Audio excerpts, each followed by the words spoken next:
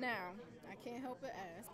You were recently forced off United Airlines. They threw my They butt off threw you off the United plane. Airlines unceremoniously in a heavy-handed and racist manner, and I shall be suing them. Yes. Point blank, period. Yeah, I mean, it really was a Rosa Parks moment, you know. The plane was already full, and a white lady came on at the end, and she didn't have any space for her big old bag, so they wanted me to take my bag and stuff it under my seat with my other bag so that she could put her bag in that space. You know, in essence, they wanted me to be uncomfortable for 4.5 hour flight so the white lady could be comfortable, and got mad when I didn't allow it. And I may have allowed it had they spoken to me with a modicum of decency. You know, I could have been amenable to it, but the way they spoke to me, I wasn't going to move anything. You know, they came to be disrespectful, and I wasn't going to have that. And so then when they realized I was going to report it, then that bothered them to the point that they tried to shut me down by throwing me off the plane. But they don't understand that only amped me up and motivated me more, because it's time that someone addresses this anyway. Since 9/11 10 years ago, airline personnel have been out of control with the disrespect and the rudeness, and you can't ask two questions without them snapping at you, you know? And so I am more terrified of the personnel in the airlines than I am of possible terrorists, and it shouldn't be that way. And it's become not just a way, but their mode of operation. And so I'm seeking to get my money on this, but also to change policy. Okay. Yeah. Okay. Do you have any views on the Troy Davis case? Well, any fair-minded person realizes that it was a wrong thing to do. There were so many things that made it inconclusive, so many things that created doubt, that the man should have at least had an opportunity to have another trial. You know, when at the same time they released Casey Anthony so she can go on vacation, and everybody knows she murdered her child, and nothing came of it. When you got fools like Lindsay Lohan in and out of court every other week, and every time it's a smack on the hand, or she'll get restricted to her own house, which is a mansion, you know, and then she'll throw a party there, and then the judge gives her a firm warning, you know, whereas it was just, it's double standards in this country, period. The racism is out of control, especially since we have a fabulous new president who's black, and that has allowed people who are usually quiet about their racism has become overt about it, you know, and folks are going out of their way to try to stop our president.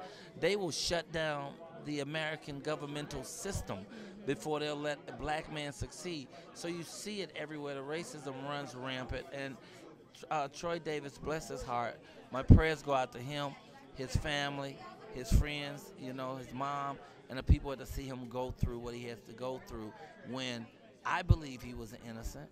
You know, when 7 out of the 9 people recanted what they said, he should at least get an opportunity to speak about it, to save himself. And our jurisprudence system is out of touch with reality, and they're out of step with the rest of society, and they need to get out the mustard and catch up. And what's next for you? What's next? After the Diamond Rough Project, what's next? I was What do you have in hoping the we works? can get a little dinner in or something.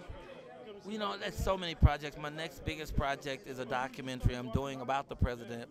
It's called A Funny Thing Happened on the Way to the White House. I knocked on the door, and a brother answered. And the people trying to get in now, because they couldn't get enough attention being loud over there, knowing that we're doing an interview. They got as loud and as rude as they can, but we ignored their ass over there, so they made their way over to us. But no, that's a documentary that's coming out. A Funny Thing Happened on the Way to the White House. I knocked on the door, and the brother answered. My radio show is on L.A. Talk Live every day.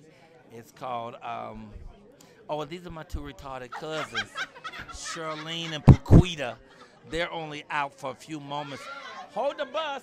They're on a short bus, and they hold the bus. They coming. And every now and then we have to bring them out in public, because we don't like to keep them locked down with just the bread and the water. Sometimes we let them get amongst the peoples. So the radio show is on L.A. Talk Live every Tuesday, called the Michael Colyar Morning Show. I get up late because it comes on at 3 in the afternoon, though it's a morning show. So you can tune into that. It's also Ustreamed and archived. You can check that out. And that's it. It's enough about me. Yes. Is there anything Any advice or anything that you can give to comedians just starting out? Do the work.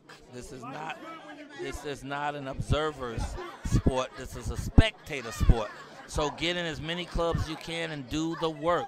Start out with open mics if you have to, but get out 5-6 days a week and do comedy. 5 minutes of your funniest stuff, whatever's funniest to you.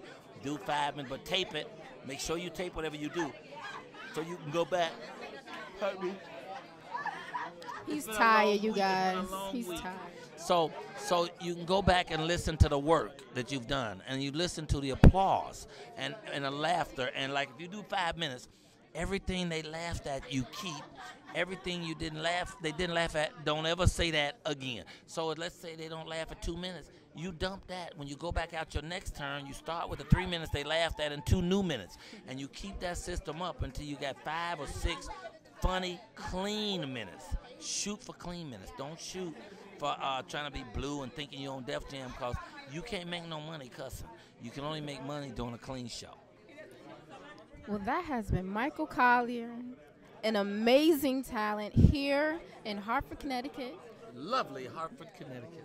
Lovely Hartford, Connecticut. With this lovely queen who's interviewing me. I mean, she is fine as frog's hair. You ever seen frog hair? You can't see it. It's too fine. That's all I'm saying. Go see the movie when it comes out. Support local talent. This is Elle Smith with Support Local Talent, Support Local Artists magazine with Michael Colyar, and we are so they out. can see your beautiful face. Hey. Slam on, everybody. Support local artists. Peace.